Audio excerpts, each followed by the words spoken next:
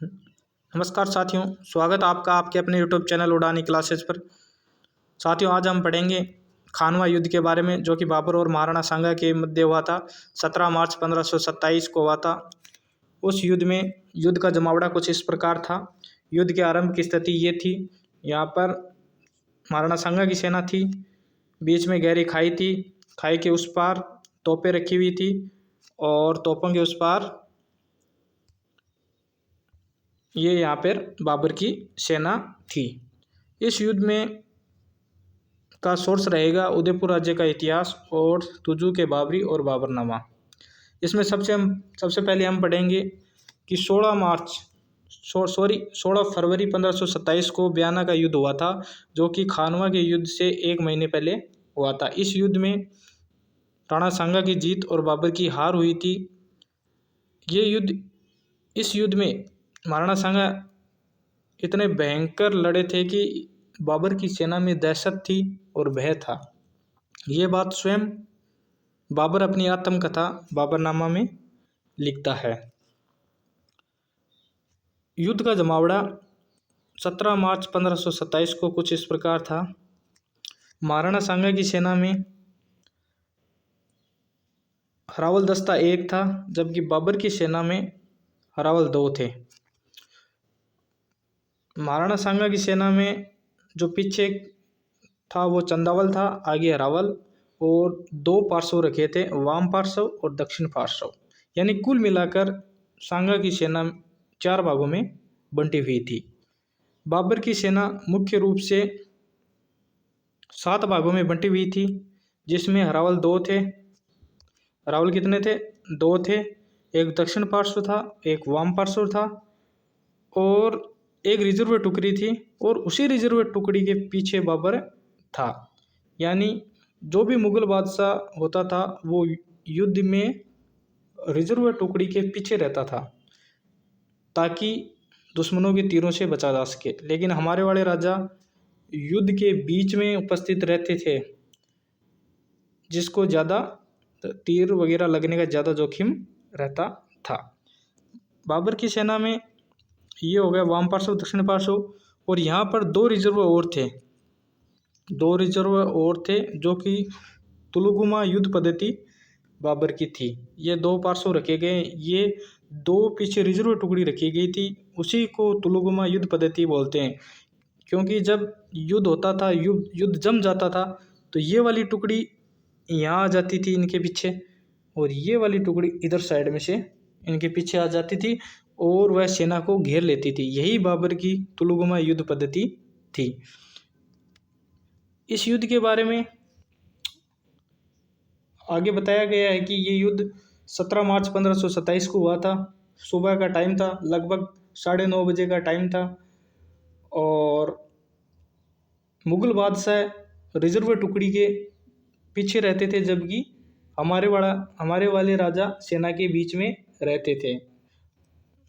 मुगल बादशाहों ने आधुनिकता नवाचारों को अपनाया। उनकी सेना में तोप बंदूकची थे, जबकि हमारी सेना में सिर्फ ढाल, तलवारें, भाला थे। जब युद्ध स्टार्टिंग में स्टार्ट होता है, जब युद्ध 9:30 बजे के लगभग स्टार्ट होता है, तो बाबर की सेना के अंदर महाराणा सांगा की सेना का वाम पार्श्व, ये जो पार्श्व है महाराणा सांगा का, ये जो पार्श्व है, ये भयंकर रूप से बाबर के इस पार्श्व पर हमला करता है। और ये हमला इतना भयंकर होता है कि स्टार्टिंग में राणा सांगा की सेना जीत रही थी, और बाबर की सेना में काफ़ी डर और भय का माहौल हो गया था।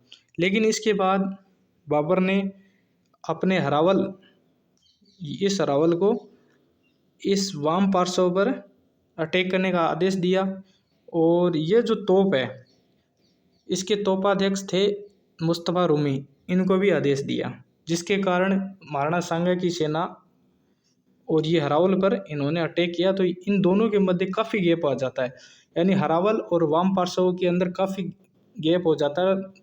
राणा सांगा की सेना थोड़ी बिखर जाती है। राणा सांगा ने सोचा कि बाबर अपनी इस साइड को बचाने की सोच रहा है, तो राणा सांगा ने इधर से हमला किया। राणा सांगा ने इधर से हमला किया, तो बाबर ने अपने तोपची उस्ताद अली को तोप से गोली दागने के लिए कहा। तो काफ़ी वक्त के टाइम एक तरफ तोप बंदूक थी, दूसरी तरफ थी तलवारें, यानी तलवार तोप का मुकाबला कर रही थी।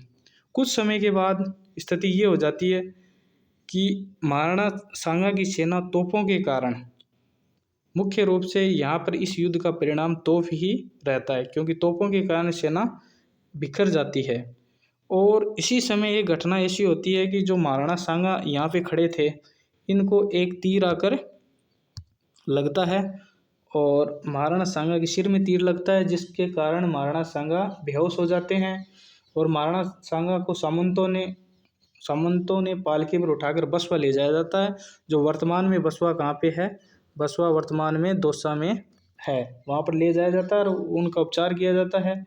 और थोड़े ही वक्त में बाद उनको होश आता है, तो वो अपने सामंतों को बुरा भला कहते हैं कि मेरे को युद्ध से उठाकर क्यों लाए, मुझे वापस युद्ध में जाना है। तो सामंतों ने बताया कि युद्ध का परिणाम हमारे पक्ष में नहीं रहा, क्योंकि हमें पराजय मिली है। तब महाराणा ये सुनकर महाराणा ने प्रण लिया कि मैं बाबर को हराए बिना चित्तौड़ में प्रवेश नहीं करूँगा और जो भी मुकुट है वो धारण नहीं करूँगा। उसके स्थान पर एक कपड़ा बांधा था महाराणा सांगा ने अपने सिर पर, और महाराणा सांगा रणथंभौर की ओर चले जाते हैं, लेकिन चित्तौड़ नहीं जाते हैं। ये बात यहाँ तक हो गई। उसके बाद क्या हुआ कि महाराणा सांगा के घायल होने के बाद अब सेना का नेतृत्व कौन करे, तो सेना का नेतृत्व करने के लिए झाला अज्जा को चुना गया। वो महाराणा का प्रतीक चिन्ह पहनते हैं और महाराणा सांगा की जगह लेते हैं। झाला अज्जा मेवाड़ में जो प्रथम श्रेणी के 16 ठिकाने थे, उनमें से 3 ठिकाने झालाओं के थे, जो कि बड़ी सादड़ी, गोगुंदा और देलवाड़ा के थे। इन्हें राजराणा भी कहा जाता था। इस प्रकार झाला अज्जा ने पूरा युद्ध का नेतृत्व किया और वीरगति और काफ़ी समय वीरता से लड़ते हुए भी तोप के सामने तलवारों का मुकाबला ज़्यादा समय तक नहीं रहा और यहाँ पर बाबर की सेना विजय होती है। विजय के बाद जितने भी सैनिक थे जिनकी मृत्यु हो चुकी थी, बाबर ने उनके यहाँ पर युद्ध के पहले की स्थिति ये है, आरंभ की स्थिति, और ये है युद्ध के बाद की स्थिति। इसमें क्या हुआ था कि ये महाराणा सांगा की सेना है, तो बाबर की सेना ने इनको चारों तरफ से घेर लिया था और चारों तरफ से घेर कर हमला किया। तो ये थी बाबर की तुलुगुमा युद्ध पद्धति, जो कि मेन पॉइंट था खानवा युद्ध जीतने का बाबर का। तो इसी कारण महाराणा सांगा की हार हुई और युद्ध समाप्ति के बाद बाबर ने जितने भी मरे हुए सैनिक थे उनके सिर कटाकर एक मीनार बनवाई और गाजी की उपाधि धारण की। किसकी उपाधि धारण की? गाजी की उपाधि धारण की। इसी के साथ आज का हमारा सेशन यही समाप्त होता है। मिलते हैं साथियों अगले सेशन में। जब तक के लिए जय हिंद दोस्तों।